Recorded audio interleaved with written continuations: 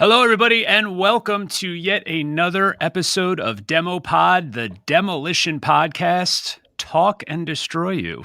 That's a little tag that talk and destroy. Yeah, that's a little tag that our producer Dan threw my way a week ago, and I said, you know what, I like it. I think we're going to open the next episode with that. This is episode 7 of Demopod, technically 8 because we did do a special impromptu tribute episode to Hulk Hogan, but for the continuity purposes, we'll call it episode 7. That's Bill Eadie, Demolition Axe, Barry Darsow, Demolition Smash. How you guys doing? Very good. Fantastic. Episode 7. Unbelievable. Yeah, we've already lasted longer than quite a few sitcoms in the 90s. We've made it to episode 7. So that's pretty good. And this is a special episode as well. I mean, they're all special, but this is one that has been requested since we started. When you go through all the YouTube comments, when you follow Demolition Pod on Instagram, the questions that always come in are about this man. And of course, it's the late Bryan Adams, who joined Demolition in June of 1990 as Demolition Crush, the third member of the group. And that really changed the whole dynamic of where things were headed, not just with Demolition, but with the whole WWE tag team division as a whole. Bryan Adams, he was a young man that was born in Kona, Hawaii, and he served in the United States Air Force, and he was a boxer in the U.S. Air Force. And while he was stationed in Japan, he discovered pro wrestling and was actually trained by Antonio Inoki himself, which is incredible. I want to talk a little bit about how this came to be and why there needed to be a third member of Demolition. And I think I have to throw it to Demolition Axe for a little more insider info on that. Well, it transpired I was going to make a move into the office. I had been approached by Vince to transition from the in-ring activity into a agent's position, on-road agent's position. And then everybody probably knows by now that I had a anaphylactic reaction to a shellfish, shrimp dinner, and that expedited everything. It moved it. It wasn't going to move as quickly as it had because, they didn't want we were already had done a bunch of promos. We had already been committed to a number of matches. And I think we had, how many matches did we have, Barry, with a variation like we had the Anvil, Demolition, and was there 4 or 5? 4 or 5 different matches. I worked with all different people, yeah. Yeah, and I don't think that they weren't sure of my ability to come back. And I guess, like a lot of times, they moved too quickly. They should have let me go through the process of the hospital, the treatment. And I think it was only a matter of 5 or 6 weeks and I was back. But sometimes those in charge panic. Mm-hmm. And instead of giving Barry a rest, giving him some time off with the family, and people understand illnesses and emergencies, but for some reason in this wrestling business, they don't, or the office doesn't. And after a 6-week period of rehabilitation, I was back able and cleared back into the ring. But you know what though, Bill, you were back before that. You just weren't wrestling. Right. Because you came back, because I never even knew that this happened, because we had a long run, and then we had a 3 or 4 day break, or however we did it. And then when this happened to you, I didn't have any clue what happened to you. And then I went on the road, and then that's when I found out. Remember? Right, right. Then you came to TV or something. It was like a week and a half later or something. And you were telling me a story. I'm going, holy shit, Because at first, if I'm not mistaken, you weren't aware right away that it was a shellfish allergy, right? At first, they thought it might have been a heart issue or something along those lines. Well, no, the doctor that I went to in Emory ran a bunch of tests. And what had happened is I had this anaphylactic reaction that stopped my heart for a brief period of time. Not long. I mean, you're talking seconds, but it when I went through it, it felt like forever. And my wife said it was like 30 seconds or 90 seconds. But when you're experiencing it, it seems like a long time because all these thoughts were going through my head. Well, long story short, they thought it was a heart issue. They thought they were going to have to put in a pacemaker, this and that. But the doctor, and luckily he was at Emory, he developed a technique where they go up through your groin and they go up into your heart, each chamber, and they give you electrical shock. And like he told me, he says, Bill, I tried to kill you 4 times. You're okay. He said, we just got to get this uh, uh, heart rate back to normal. And the first thing was medication, and it took. The last effort would have been a pacemaker. Then I couldn't, of course, wrestle. But after we did the medicine, after about 4 or 5 minutes, the heart rate was back to normal. I do have AFib as a result of that, but it's under control, thankfully. And yeah, and then I went through a series of stress tests. You name it, I took them. And after a period of weeks, he cleared me, went back to the activities that we had scheduled.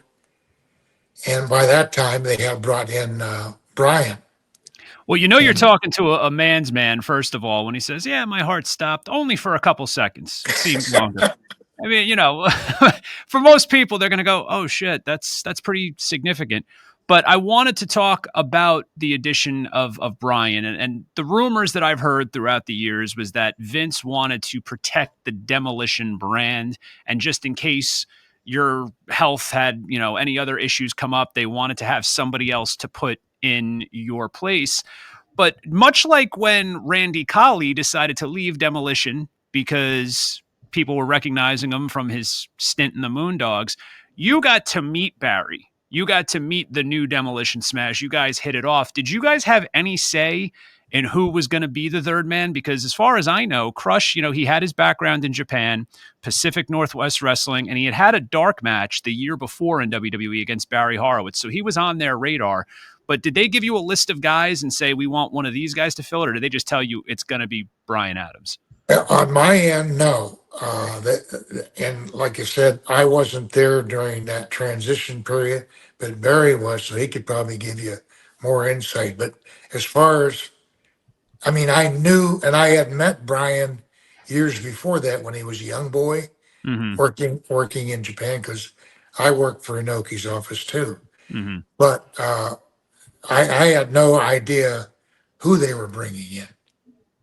Yeah, and I first met Brian at TV, and they just said, yeah, here's a guy that we're going to fill in for Bill. Wow. Brian Adams. And then I met him, and he was a big son of a gun, and strong and powerful, and I mean the nicest guy in the world. And we hit it off too. I mean, it's kind of hard not to hit it off with me. I kind of love everybody, but yeah, I mean, I've got that vibe.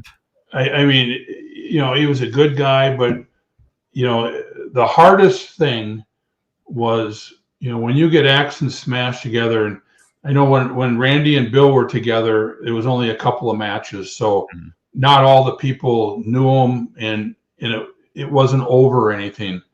But after years of being the Demolition, us two, then it's a little hard to replace somebody, especially replace Bill. You could have had the greatest worker in the world, you could have had whatever, but you replace Axe, that team's not the same. And not just replace Axe, because like you said, he was only gone for a little bit of time. Axe came back into the fold as a manager, and then there were even some instances where it would be Axe and Smash with Crush on the outside, but it seemed like it was mostly Smash and Crush with Axe on the outside, which brings me to the SummerSlam 90 promo, which was a lot of fun. But right. Before we go into all of that, how was that decided? Was it decided on the town? Like, okay, tonight it's going to be Smash and Crush. Tonight it's going to be Smash and Axe. I don't know if it was ever Axe and Crush. Like, was that decided just on the day of the show who was going to go out there, or who had a say in any of that? Oh, we didn't have any say at all. And I don't, there again, I don't think I did have a match with Crush and I. And I'll be very honest with you. We loved Crush. He was a great guy. but they thrust him into a position he wasn't ready for it. I mean, a couple of years down the road later on, when he was Kona Crush and this and that, and the other characters, he was more polished and more ready for a position. But like Barry said, you got the top team or one of the top teams in the world. The top team. You were the champs. Yeah. And you're just going to put somebody in there and think it's going to work. Well, it wasn't fair to him, in addition to not being fair to us. But there again, it seems like I'm blaming the office, but they were at fault because they really didn't give a damn about Demolition. They just wanted to make sure that the people that bought the tickets got to see a team called Demolition. It wasn't the same team. And you could take any team. You take Bret Hart out of the Hart Foundation, or you take Neidhart, or you take Sean, or you take whatever. It's not the same team. And it doesn't do justice to the team that you're trying to push. And it was unfair to Brian because Brian was under a lot of pressure. You don't go from a small territory. I don't care if you're the top guy in Portland or top guy in Frisco or top guy in San Antonio and go become one of the top guys in the world. Yeah. And Yep. one of our things was we didn't do interviews twice, one take, and everybody knew that. Well, Brian would have to try to match that, and he'd flop up a couple times. Nothing against him. He just wasn't used to it. And he would make a mistake, and they'd say, the guys in the background saying, oh, they don't make mistakes. They don't. And now it's in his head, oh my God, I made a mistake. And now he's thinking about that. So it was very, very unkind to Brian and to us. Now, did you? I'm sorry, Barry. Go ahead. And when you look back, you can always be the Monday night quarterback after the game and everything. But when you look back, when Bill got sick, if they would have just said, "No, wait a minute, let's just take a break," let's give Barry, he can work for 2 weeks and finish those bookings. They can change it, get me out of there. Now all of a sudden, give me 2-3 weeks off. Bill still has time to do whatever he's doing. They can bring the Road Warriors in and not even have us there, and, give us 6 months off and let Bill and myself train, do whatever we want to do, and then do it. But I think they got into kind of a panic mode and they said, hey, we gotta get another member of Demolition. Well, just by bringing in the third person, it completely changed everything. And it happened, and not that there's ever a great time to have a major health scare and to have such a change, but the timing really was unfortunate because this was a time where there was so much going on. You mentioned the Legion of Doom, the Road Warriors. They came in July. Their television debut was in July of 1990. So you have Crush becoming the third member of Demolition in June, and now the ultimate dream match of Demolition versus Legion of Doom has a wrinkle in it because now there's 3 members of Demolition and only 2 members of the Legion of Doom. But from a fan's perspective, and again, I was a 7-year-old kid that was a diehard WWE fan. And watching it, what I didn't understand was I just watched you guys in April of 1990 at WrestleMania 6 as the ultimate baby faces, defeating Andre the Giant and Haku. And then really with no explanation to the fans, now you guys are heels using the quote unquote Freebird rule with this guy Crush that no one knew. There was really no explanation. Like, why all of a sudden are these guys bad guys? They're already the tag team champions. Now all of a sudden they want to start cheating and using a third member. From a fan's perspective, I just didn't understand that. Well, and we didn't understand it either. But like I said, I think the office was kind of panicking, and they talked to the Road Warriors probably 5, 6, 7, 10 times and knew they were coming in. So now all their thought was Demolition against the Road Warriors. And they were in a panic mode. How are we going to get this match to happen? And they wanted them to be baby faces because now all the marketing stuff that they were going to do, all the T-shirts, the action figures, and all that, it made sense to have them baby. So then all of a sudden, when they come in, we had to be heels to get them over. And their thought process, I'm sure, was, well, the Demolition is going to be on their way out. Yeah. They're probably already thinking that because Bill is sick, and how much longer can he last? So that's why I think, when they brought Crush in, and it was great for Crush, and for the Demolition team, it wasn't the best, but it was good, and I loved Crush as a partner, but when you look at it team-wise, business-wise, the Demolition just went.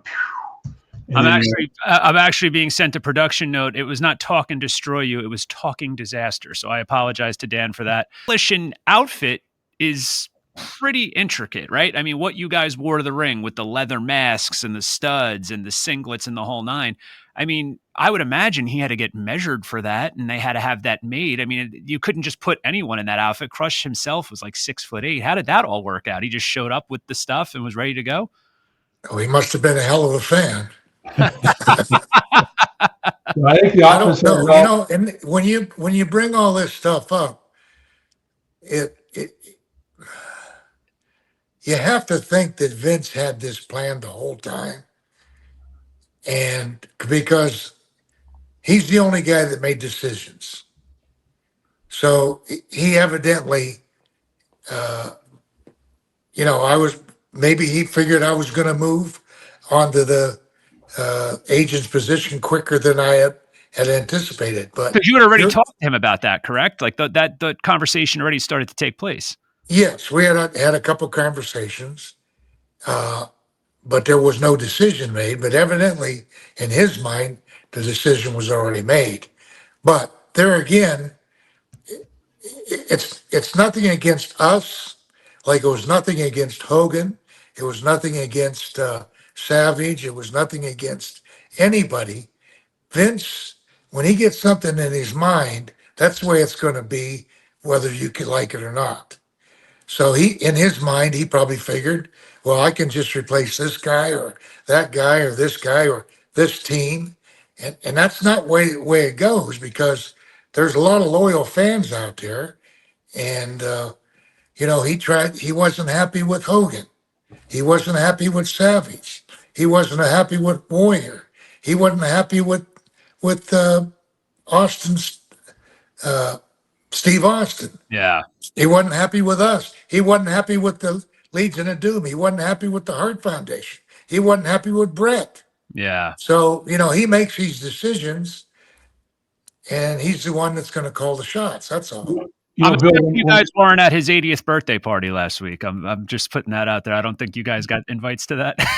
No, I don't think we got invites. No, Bill, when you were off the air there, I was just telling Ryan that it was, that I'm sure he talked to the Road Warriors, a half a dozen times or a dozen times, knew they were coming in.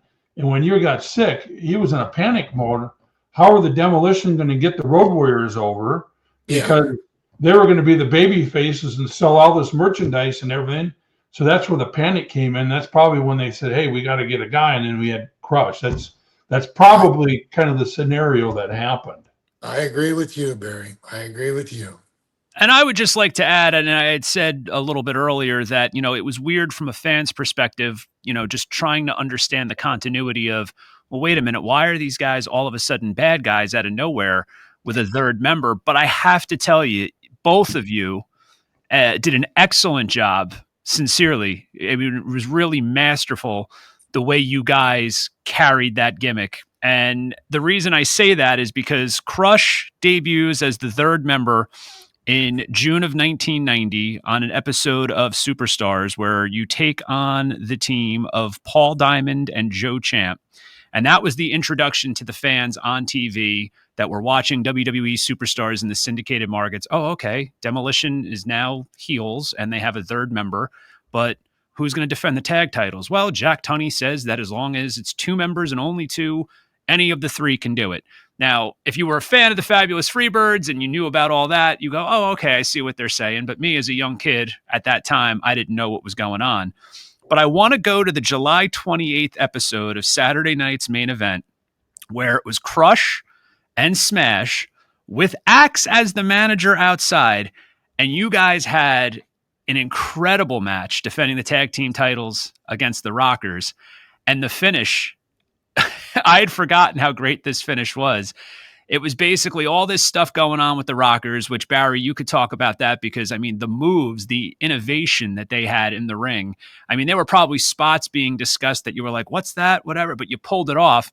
And then the finish was the referee being distracted, Axe sliding in under the bottom rope, coming in with a clothesline on Shawn Michaels. And when you made the cover, you tucked your head. So the referee, Joey Morella, just counts the 1, 2, 3, and then you slid out of there really quick, grabbed the belts, and ran to the back. And I was like, wow, what an incredible finish, the way that you guys pulled that switcheroo. How much fun was it to be able to do matches like that and come up with those finishes? Well, I mean, they were fun, but I'll have to admit, I would have rather just had the regular tag situation that we had before. Mm-hmm. If I was honest, which I'm going to be, Of course. I wasn't happy during that time with what was transpiring, and I knew that they were looking for a way to get rid of us. Instead of saying, "Hey, you got opportunities," because Barry and I had already discussed it, we could have gone to Japan. I mean, I had a phone call agreement with Inoki, or we could have we were asked. I asked Ole. Ole wanted us to come in because they knew they were losing Legion of Doom or Road Warriors at that time, and we could have gone into WCW at that time. So rather than, but there was a period of time. I don't know if they still do it because I don't really follow it that much.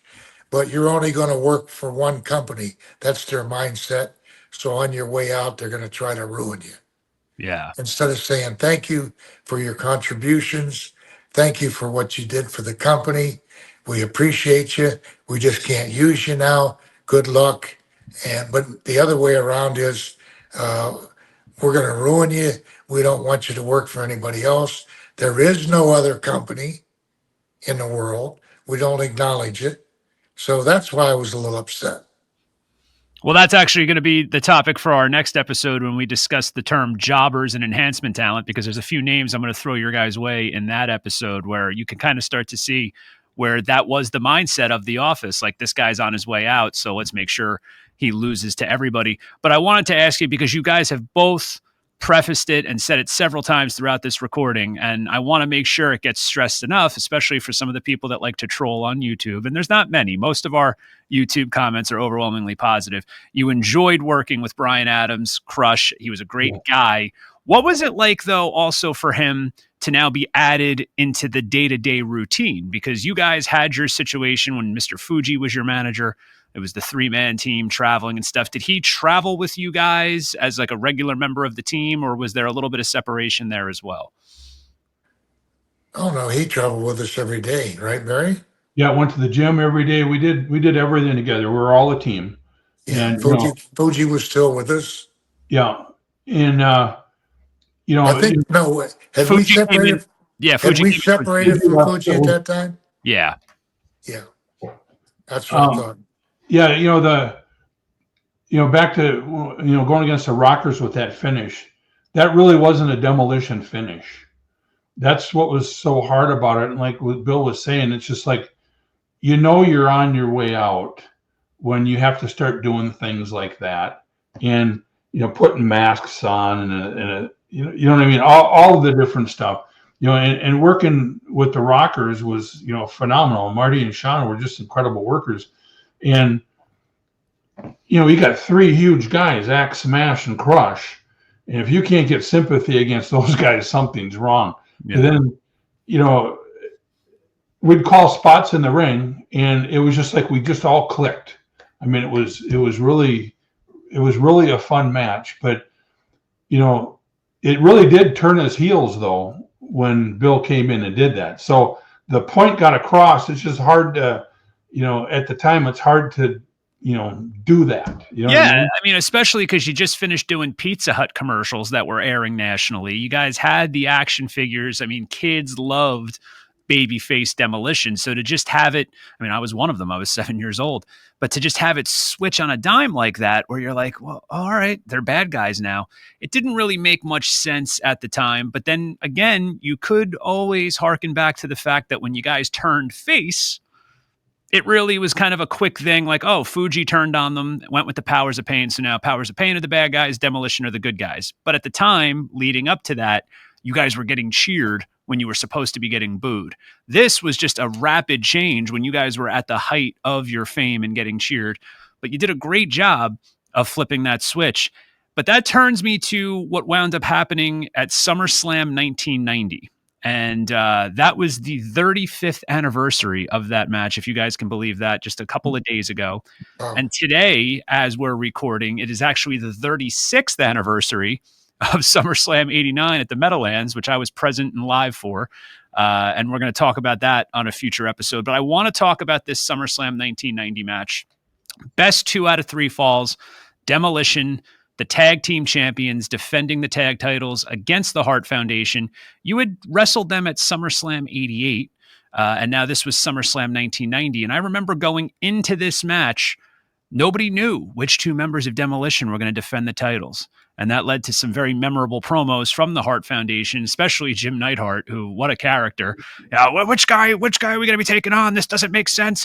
Bret Hart telling him, calm down, Jim, calm down. And then we find out just before you go out through the curtain that it's going to be Smash and Crush with Axe not even allowed at ringside, which I love the way this was booked because they saw what Axe did at ringside just a few weeks prior at Saturday night's main event. Now Axe isn't even allowed to be out there. But I got to say, Barry, wow, did you work your ass off in that match? I watched it the other night, and I remember watching it as a kid. I had the tape of it. But looking at it from a different perspective now, you had your work cut out for you that evening. I just watched it about an hour and a half or 2 hours ago, just so I could talk about it. And I looked at it, and it's the first time I watched it.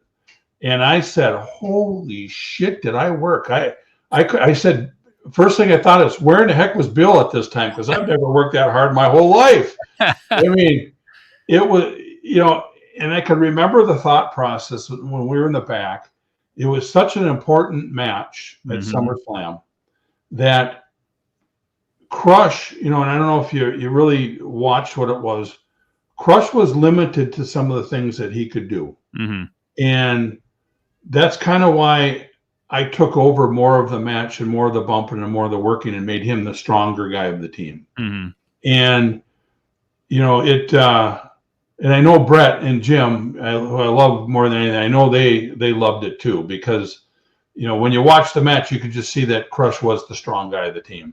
Mm-hmm. And I was the workhorse of the team. And it just ended up working out really good that way. So, yeah. But yeah, it just, I've never done that much before in matches when Bill was my partner. Yeah. And it was, nothing against Crush, because that was how Crush worked, Yeah, no, and I think that's a perfect analysis. And, you stressing the importance of the match back then for some of the younger fans that may be tuning in, I don't think they realized that there were only 4 pay-per-views a year. And in my opinion, SummerSlam has always kind of been a little better than WrestleMania. Yeah. That's just my opinion.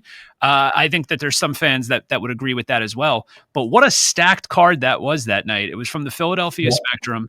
You had, the Ultimate Warrior defending the world title against Ravishing Rick Rude in a steel cage. You had Hulk Hogan making his return after being laid out by Earthquake, the grudge match for that. You had Mr. Perfect Kurt Hennig defending the Intercontinental title against Kerry Von Erich, the Texas Tornado. And then you guys in this 2 out of 3 falls match against the Hart Foundation. And again, like I said, it started out, I remember there was a lot of series of arm drags and Brett working your arm and you selling the arm. But what I really found very interesting, and I didn't remember this when I watched the match years back, and I've probably seen the match 10 times, which sounds like it was 9 more times than you've watched it. Barry, you're set up in the heart attack finish, and the anvil's got you. And usually when you see guys take that move, they're kind of just like standing there or being there frozen. You're battling, you're hammering away, trying to get out of it. And then that's when they hit you with the clothesline and you're about to be pinned. And another interesting thing, you guys are talking about how they kind of wanted to bury Demolition, get you guys out of the way. I can't remember the last time WWE's done a 2 out of 3 falls match, but you guys won the first fall, and you won it clean. You hit the demolition finish, the decapitator. Crush covers Bret Hart 1, 2, 3. That's the first fall. And then the second fall, you lost by disqualification because Crush attacked the referee to break up the pin. So I found that really interesting, that here you guys are the heels. You win the first fall, and then you get disqualified on the second fall, which eventually leads us to the finish. But you didn't realize until watching this match how hard you worked, huh? Right. But I can remember when all of us were talking about it, when the finish came to us, I had to look like I was so tired and dying that's kind of where Bill came out, and he was like my savior, got me out of the ring, and then he came in, and then he was fresh. And when you heard Vince or Piper when they were talking, it was, Crush is so tired, now there's a fresh guy, Axe just came in here, Piper's going, that's not Axe, and Vince goes, I know that's Axe, and it was just like, it all worked out perfect how the whole thing. How would you not know? What's that? How would you not know, right? Right, yeah. I mean, now, but I have to interject there, because Axe, what you just said, I even remember as a kid being like, what the hell? I mean, Smash and Crush have long hair. Axe has short hair. How does he not know? But when you watch that match now, you say to yourself, there was so much going on. There was so much chaos where the referee, and this is what I love about the commentating from back then too, is that the commentators painted a picture saying things like, how does the referee keep control of this one? Look at all those guys in there going crazy. I feel bad for the referee that has to control this. So they kind of already painted a picture for the fans like, this is going to be a rough night for the referee. So I think that kind of can illustrate why maybe the referee would be confused. Also, the way that you ran down the ring, I have to give you credit for this, because it didn't look like it was a rehearsed spot where it was like, oh, okay, this is where Axe is going to run down to the ring. It looked like panic. We're about to lose the tag titles. Yeah, exactly. Let me get my ass down there. And it was just a quick run. The way the camera caught you, you were already halfway down the aisle. And then you just went under the ring really quickly. And talk about a wild time for the tag team division, because this is where the Legion of Doom comes out. Yeah. And they kind of expose the whole thing. That Saturday night's main event a few weeks prior where you defeated the Rockers, they came out along with the Hart Foundation to yell at the referee for awarding you guys the match. So it was kind of this cool thing going on where it really got you guys over as the heels, because you weren't just throwing over the team you were taking on in the ring. You were battling everybody. The whole tag team division was like, we have to put a stop to these guys and the 3-on-2. So I thought that was kind of cool. Yeah, watching it was really a good match. And great match. Everything was for a reason in that match. Mm-hmm. And that's what was so good. When the Road Warriors came out there, the freaking people went nuts, because they were the stooges that stooged us off, and we lost because of them. It was really good. There was a post-match promo. There was actually a pre-match promo too, but I don't know if you caught the post-match promo, and it was very interesting because you guys, you just were out there at war. The face paint is all smeared. And there was a thing where Smash, you say, Hawk, when I'm through with you, you're going to be hawking hot dogs. And then, then Axe says his thing. And it goes back to what Bill had said earlier about how now you're adding a third man into this 2-man unit where you guys were masterful with your promos. You always knew where to go. How did that happen? Do you come through the curtain and they tell you, by the way, we want a post-match promo about what just happened? Or did you know earlier in the day that after the match you had to cut a promo? How did that usually work out? They usually, on the post-match promos, it was sometimes spur of the moment. Mm-hmm. And the nice thing that we had the opportunity to do then that they don't now is we could be ourselves and we could be our own characters. Mm-hmm. We were the Demolition. He was Smash, I was Axe. And we knew what we were going to say, how we were going to say it. And I think the people understood that. Now there's certain things that they have to say this way. You got to say that way. Oh, you got to include this. You got to include. You're not yourself. Mm-hmm. And a lot of times, you're doing a promo that a writer has written one of 9 characters, He not only does your character, he does 6 or 7 other guys. So, I mean, he can't be all of these people. You can be you, Barry can be Barry, I can be myself. I can't be somebody, I can't be do Bobby Heenan's promos. Yeah. So that was the Pretty big good. difference.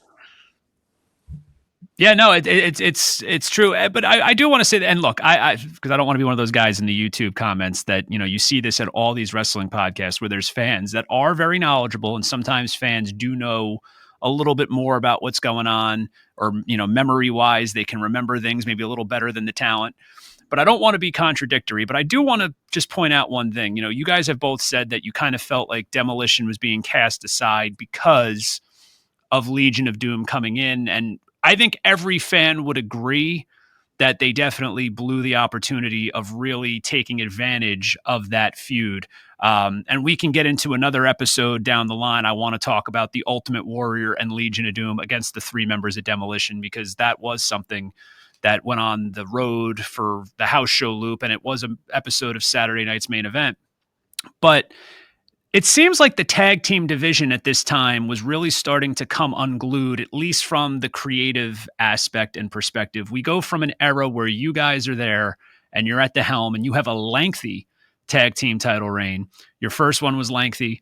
Second one had, a lengthy run as well. But now it seems like they start to play hot potato with the tag team titles. And this happens at the same time that the Legion of Doom comes in. You guys lose the tag team titles to the Hart Foundation at SummerSlam 1990. 2 months later, there's an episode of Saturday Night's Main Event where the Rockers, Shawn Michaels and Marty Jannetty, defeat the Hart Foundation for the tag titles. However, the ring broke. One of the ropes snapped. And WWE decided to not air that, and they never reshot it. There's a lot of different rumors. Shawn and Marty have both said that Brett politicked for them to get the titles back. But it's basically a phantom title change. The match is available out there on YouTube, but it never aired on WWE TV. So let's say Hart Foundation never loses the tag titles. That's the way it's listed as canon. But then they lose them to the Nasty Boys in March of 1991 at WrestleMania 7.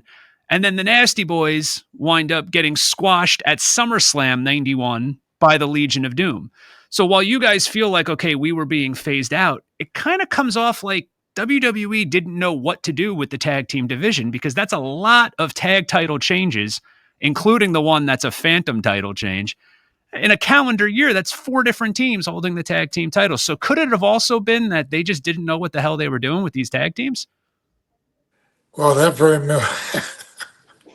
that might have been. No. But they didn't have a clue. But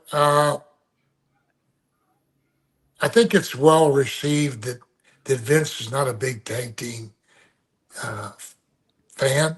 Okay. But I think he also recognized that the tag teams can be very popular. Mm-hmm. They can put fans in the seats. If a fan's in the seat, he's buying a ticket. He also might buy some merchandise for him and his family. So tag teams for a period of time were very popular. Not only us, but I often felt, with the exception of Hogan, tag teams drove the company. I agree. Drove the audience. Hogan's a different cat altogether. He was the guy that changed wrestling. But I always thought the tag teams were integral in the business. Yeah, and Bill, when you're looking back, we got to kind of put a feather in our caps a little bit too. When you're at SummerSlam and they're giving you a 2 out of 3 falls deal, that's a lot of TV time, and we had quite a few of those things. The Brain Busters was 2 out of 3. We had a few other ones too. I mean, we got to be proud of ourselves for what we did for all those years too. I never think about it kind of like that. It's just like, but now, you're older and you look back and you kind of go, God, how in the world did you do some of that stuff? You're on the road for 3, 4, or 5 weeks at a time, training every day. You're working 2, 3 times on the weekend. And then all of a sudden you got 2 out of 3 match, you're working 45 minutes out there dying and you're still making it look good. That's quite a deal. It's definitely a testament to how talented you guys were as far as in-ring competitors, because they would not put guys in that situation if they felt that they couldn't deliver, especially on a pay-per-view. Yeah, and that night, everything worked exactly how it was supposed to go. You know what I mean? Yeah. There wasn't mistakes. That's what was crazy. And we called pretty much most of that in the ring, you know? Wow. So even with a 2 out of 3 falls match, that's Yeah. okay. Yeah.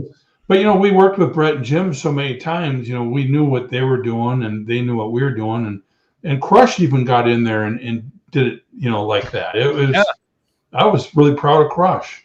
But, it just, the finish with Bill, that's what made the whole, when he came out there and did what he did, you could tell the crowd was like, they were pissed. Yeah. That made the whole thing what Bill did there, And I also want to give a special shout out to Bill too, because, just from a performance aspect, there's a shot at the end of that match of the three of you guys, Axe, Smash, and Crush, walking down the aisle. The crowd is popping huge for the Hart Foundation celebrating in the ring. And you guys are pointing to the curtain and you're irate, but they zoom in on Axe's face, on Bill. And you could see how pissed he is. And it's like, we're going to get that Legion of Doom. We're going to go after them. And I really thought, watching this now years later, you say like, wow, how did they drop the ball on this Legion of Doom feud? That could have went a year just on that alone. And you didn't even need the tag team championships because they didn't put the titles on them. Could have gone longer than that, but you're right. They dropped the ball. They wanted, and Barry and I have talked about this a number of times. Yeah. And we even talked to it with Joe, because I think he realized that they were so enthralled with pushing it so rapidly, they could have kept us apart for 6 months. Yeah, and I mean, if they weren't we never had a big stage to do it on. So, what was so terrible is they didn't last long either. No. How long were they there? I want to say they were there till about late 92, because they didn't put the tag titles on them till about it was SummerSlam 91. So they had like 2 years or something, or? Yeah, and then SummerSlam 92 at Wembley, where ironically Smash, you as Repo Man, wrestled Crush. Yeah. That's when they had them come out with the dummy. Remember, they had they gave Paul Ellering the dummy named Rocco. And they were like, it was just weird. So even with them, they didn't seem to know. It's like, you have the Road Warriors. Why? Yeah. Now they're ventriloquists? Like, what the hell is going on here, Yeah, and I got to say this before I forget about it. Paul Ellering was a major part of the Road Warriors. Mm-hmm. From the very beginning, when we were at wrestling camp, and Mike and Joe went to Atlanta to be the Road Warriors, they put Paul Ellering in with them to tell them what to do, to show them what to do the promos for them and everything. So Paul Ellering kind of helped create that whole gimmick with them. He was their shooting manager. Yeah. So a lot of the credit has to go to Paul Ellering, which, you always go, oh, it's the Road Warriors, or, everybody says that. Well, it's the Road Warriors and Paul Ellering. We got to make sure and say Paul Ellering. You know what I mean? Right. Absolutely. Just to tie this episode up, because we did introduce the whole topic of Crush joining Demolition. There were a lot of things that went on. I mean, and we're going to cover them in future episodes about, Bill, you leaving the company, Smash, you're on your way to becoming the Repo Man. What I found interesting about what they did with Bryan Adams' Crush afterwards is, Smash, you went on to become Repo Man. You cut your hair. You had a whole completely different gimmick. It took me as a young kid a little bit to go, oh, wait, I think that's Demolition Smash. I didn't catch on right away. I'm sure maybe some of the older fans did. But Bryan Adams gets repackaged as this baby face from Kona, Hawaii. He's got the purple, yellow, and orange, and he's, the Kona Crush. But it was obvious that was Demolition Crush, just with dyed blonde hair and no face paint. And he has a run for about a year and a half as a babyface. And then he turns heel and realigns himself with Mr. Fuji. And now he's got the face paint, a little bit of a different variation of his Demolition face paint, but he's using it again. And I just know that I found that very interesting that, you guys definitely had such a strong positive influence on his early career in WWE, because for the remainder of his career in WWE, he kept the name Crush, and there was always a little variation of that Demolition character. He then went on to join the Nation of Domination, and he had the face paint. And I think he had some legal troubles in real life that they then incorporated into a storyline where he had the Disciples of Apocalypse. They were a biker gang. And then, of course, he went on to WCW, where he was a member of Chronic with Brian Clark, a good friend of your guys. I knew him as Adam Bomb. So the influence that you guys had on Bryan Adams did last throughout his career. And I think that that's also a testament to you guys as mentors, because although I don't feel that he got all the shots that he probably should have gotten, he did have a very solid run and made the most of all of his characters. And I think that you guys played a big hand in that. So that's really cool. Well, I appreciate that, but it's just sad that he passed so young. He was a very good guy. He was a comical guy, had a good sense of humor, and he was willing to learn. That's the thing that we both liked about him. He was always eager to learn and to sponge information in to better his character. No, I agree. And he passed away in August of 2007 at the age of 43 years old. So very sad. But I mean, here we are 35 years after his run as the third member of Demolition. And this has been one of the most requested episodes that we've had. I mean, ever since episode 1, if you look at the YouTube comments, people are saying, when are you going to talk about Crush? I want to know why Demolition turned heel and had a third member. So I'm glad that we were able to uncover that. And I'm glad that not only, Bill, did your health scare turn out to be, I don't want to say it wasn't major. I don't want to be like you and say, my heart just stopped for a few seconds. That's a big deal. That's a pretty big deal. But I mean, you were able to come back from it, kick out, and still have a pretty solid run there at the end. So I'm glad that all worked out. But we're going to wrap this up. We have more episodes coming out very soon. We want to make sure you follow Demolition Pod on Instagram. That's where you can submit your questions for future episodes, and also Search and Destroy You on Instagram. I'm on Instagram at Ryan Maher Comedy. And we have a lot of great things coming up in the works over the next couple of weeks and months. There's going to be some new action figures rolling out that we're going to debut. And we also have some guests lined up for future episodes. So make sure you stay tuned for that. You guys have anything you want to say to close this out? No, I'm just happy that the fans, we're getting a lot of positive feedback wherever we go. I got a lot of comments recently from England and Germany and Canada. We were just recently in Toronto at the CNE exhibition, and a lot of people are tuning in. So thank you very much. Yeah. And back to, a little bit about Crush too. He was a great partner and a great friend of ours, and we do miss him along with a lot of other people too. And, the fans are just fantastic. When you talk to them, like when we were in Canada there in Toronto, the fans are just incredible to talk to. And we hope we see every one of them at all these different shows. And please think of some stories to ask us too, because we love to talk about it.